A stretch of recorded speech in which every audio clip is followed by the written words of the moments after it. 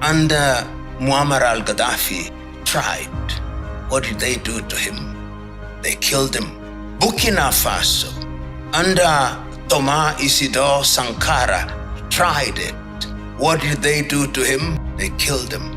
Ghana, under the Osagie for Kwame Nkrumah, tried it. What did they do to him?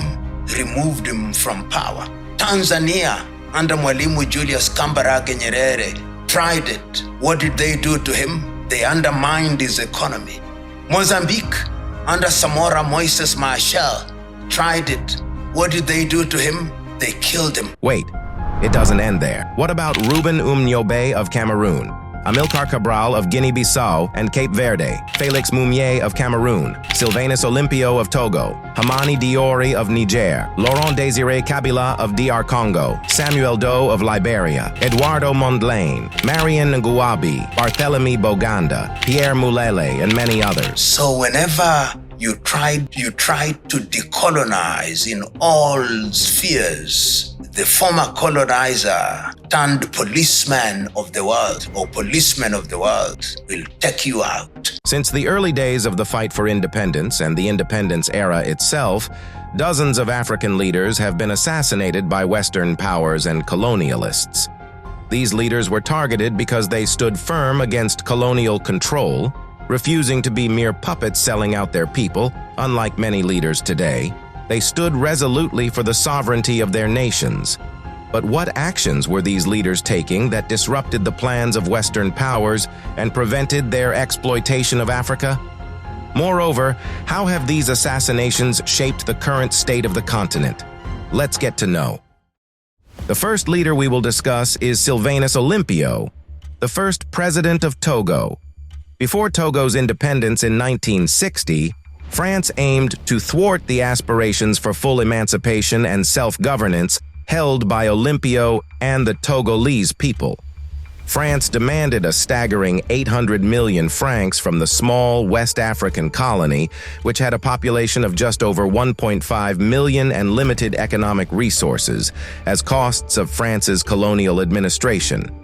As a trained economist, international businessman, and fervent Pan-Africanist, Olympio quickly saw through what he identified as the debt trap that threatened genuine independence.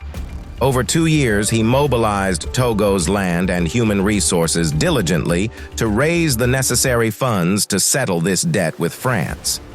Despite paying this enormous sum and achieving nominal independence, General Charles de Gaulle, the French military officer and statesman who led France against Nazi Germany during World War II and later headed the provisional government of the French Republic to restore democracy, was not ready to relinquish control. De Gaulle held a firm belief that all French colonies remained the property of France, whether they were officially independent or not. This was completely contrary to what Olympio envisioned for Togo. His vision of a free, self-determined nation, free from Western influence and prioritizing its people above all else, did not sit well with Paris. The final blow was Olympio's decision to withdraw from the CFA franc currency, which France had forcefully imposed on its colonies in 1945. The CFA franc, one of 2 regional African currencies guaranteed by the French treasury, was a colonial tool France used to control its West and Central African colonies. Olympio aimed to establish Togo's own independent currency, backed by the country's resources. However, he never got the chance to realize this vision. Just 2 days before he was set to visit the Bank of France in Paris to finalize Togo's withdrawal from the CFA franc, France ordered his assassination. He was killed at the U.S. Embassy. Next, we have Thomas Sankara of Burkina Faso. Sankara rose to power through a military coup, similar to the way the current president of Burkina Faso, Ibrahim Traoré, took office. However, Sankara's coup was not the typical one seen in Western and Central Africa at the time. It was not orchestrated with the backing of Western powers like France, but was instead led by Sankara and like-minded members of the Burkina Faso army who wanted genuine freedom and sovereignty for their nation and people.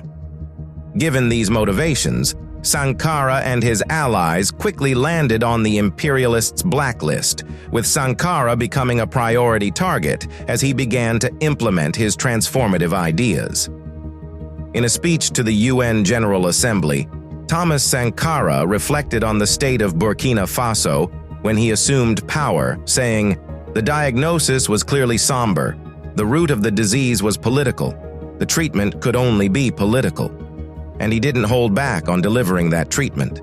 As soon as he took office, he dismantled traditional structures of power and inequality. No longer would politicians live lavishly at the expense of taxpayers. Sankara implemented salary cuts across the board, including his own. He replaced the fleet of Mercedes-Benzes used by high-ranking officials with affordable Renault 5 cars. Additionally, he nationalized the country's land and oil wealth. He once said, "Our revolution is not a public speaking tournament. Our revolution is not a battle of acceptable phrases. Our revolution is not simply for spouting slogans that are no more than signals used by manipulators trying to use them as catchwords, code words, and a foil for their display. Our revolution is and should continue to be the collective effort of revolutionaries to transform reality, to improve the concrete situation of the masses of our country." In just 4 years of leadership, Thomas Sankara oversaw remarkable transformations in health, education, and environmental initiatives. He launched mass vaccination campaigns at an unprecedented pace, immunizing over 2.5 million children against measles, yellow fever, and meningitis, leading to a drop in infant mortality rates. School attendance rates doubled, with more than 350 new schools constructed. To combat deforestation, Sankara organized the planting of millions of trees. He redistributed land to the poor and placed feminism at the core of his political ideology by improving educational access for girls and incorporating women into leadership roles. Additionally, he pulled Burkina Faso out of the IMF and ended its dependence on foreign aid. However, these radical reforms did not sit well with the French colonialists. With the assistance of Blaise Compaoré, a close friend of Sankara who later became president of Burkina Faso, the French orchestrated his assassination. On October 15, 1987, Thomas Sankara was murdered, along with 12 other men. Before we continue, if you're enjoying this video, please give it a like, share it, and don't forget to subscribe to the channel. With that said, let's get back to it. The third name on the list is Patrice Lumumba of the Democratic Republic of the Congo, whose assassination stands as one of the most infamous in African history. Once described as the most influential black man to set foot on the African continent by Malcolm X, Lumumba was a staunch Pan-Africanist. He firmly believed, "Without dignity, there is no liberty. Without justice, there is no dignity. And without independence, there are no free men." He also stated, "Political independence has no meaning if it is not accompanied by rapid economic and social development." Lumumba's political vision extended beyond the Congo, as he became deeply involved in the broader wave of African nationalism sweeping the continent at the time. In December 1958, Ghanaian President Kwame Nkrumah invited Lumumba to attend the All-African People's Conference, an anti-colonial gathering that brought together civic associations, unions, and other grassroots organizations. 2 years later, following widespread calls for a democratic election, the Congolese national movement led by Patrice Lumumba won the Congo's first parliamentary election. In 1960, Lumumba assumed office as the country's first elected prime minister. However, his progressive, populist proposals and strong opposition to the secession of Katanga province angered various foreign and local interests. Just days after independence, the Congo was plunged into chaos, as army mutinies prompted a Belgian military intervention. Amid rising tensions, Lumumba sought assistance from the United Nations, but the peacekeeping mission deployed did not align with the goals of the new Congolese government. Faced with this challenge, Lumumba made a fateful decision to seek aid from the Soviet Union. This sparked panic in London and Washington, where they feared the Soviets would gain a strategic foothold in Africa. much like they had in Cuba, and that Lumumba could become the African Fidel Castro. This was the final straw. In his 1960 Independence Day speech, Patrice Lumumba boldly declared, "We who suffered in our bodies and hearts from colonialist oppression, we say to you out loud, from now on, all that is over. We are going to show the world what the black man and woman can do when he works in freedom. And we are going to make the Congo the center of the sun's radiance for all of Africa. We are going to keep watch over the lands of our country so that they truly profit her children." The assassination of Lumumba was orchestrated through a collaboration involving the UK, the USA, Belgium, and Mobutu. Each played a role in the killing of one of Africa's most dynamic and visionary leaders. Next on the list is Reuben Umnyobe of Cameroon. In one of his speeches, he said, "If we fight to the death against an arbitrary integration of our country into the French colonial empire, it is because we want to remain the conquering defenders of the right of peoples to self-determination. We are thus in the service of Cameroon and Africa. We are the true craftsmen of international détente. As revolutionary nationalists, we are fighting to realize for Cameroon, and it alone, a true national independence with unification as a precondition, simultaneous or consecutive, but never excluded." Umnyobe was a dedicated freedom fighter and staunch anti-imperialist leader. In 1948, he founded the Union of the Peoples of Cameroon, UPC, a nationalist movement that faced harsh repression from the French authorities. In 1952, 1953, and 1954, Umnyobe traveled to New York to address the United Nations General Assembly. He passionately condemned French colonial rule in Cameroon and demanded the immediate reunification of French and British Cameroon. He called for a clear timeline for independence and the establishment of a Cameroonian legislative assembly. These demands infuriated the French colonial administration, which responded by persecuting UPC members in 1955. Many were arrested, killed, or forced into exile.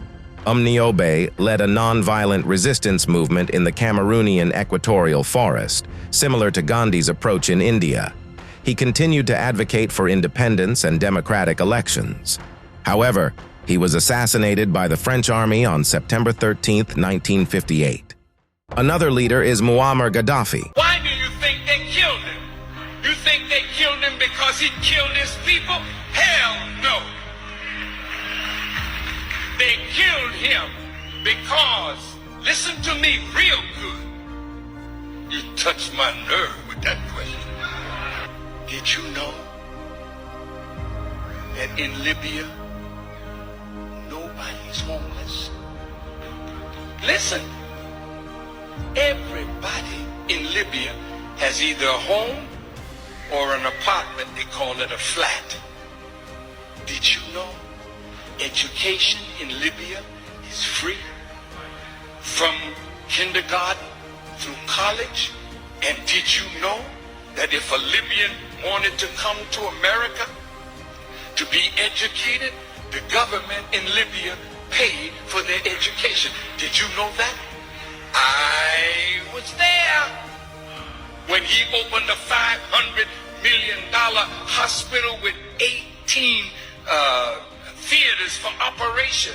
I was there, and we went when he was making their own medicines. See, this was a man that gave free medical attention to all the citizens of Libya, and if Libya did not offer that kind of medical attention, they could fly anywhere in the world and get it, and the Libyan government would pay for it. Did you know that? No, you didn't. Did you know that from the oil money, every Libyan citizen got a stipend every year? And did you know that that man had no debt? Everything in his country was paid for. See? Now when you got a man that did that for an African nation and was trying to do that for all Africa. How do you think Europe felt about that? Well, I was with Muammar Gaddafi when Gaddafi in 1999 advanced coming out of the OAU to the African Union with a vision of the United States of Africa. Muammar Gaddafi spent, listen to me, billions of dollars to create the African Union. Did you know that Gaddafi gave $300 million and the other African nations gave $100 million to put up a satellite so that we who call Africa don't have to go through Europe to get to Africa? And Europe was getting $500 million a year just by our telephone calls to the continent. Now we can call directly to Africa, and that $500 million is in the hand of African people. Did you know that Muammar Gaddafi was setting up an African development bank with $70 billion in the African Development Bank from Libyan oil money, that we would not have to borrow money from the IMF and the World Bank at these exorbitant rates? So, what has the assassination of these anti-imperialist African leaders led to? You see, the West aimed to maintain control over these African nations even after independence. Once they succeeded in eliminating these leaders, their strategy became clear. This is what they did. They recruit some from within your number. Chinua Achebe said in his book, Things Fall Apart, the white man was very clever.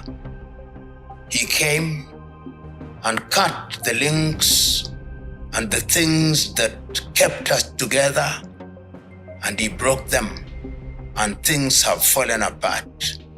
And what they have now done, we have expelled them.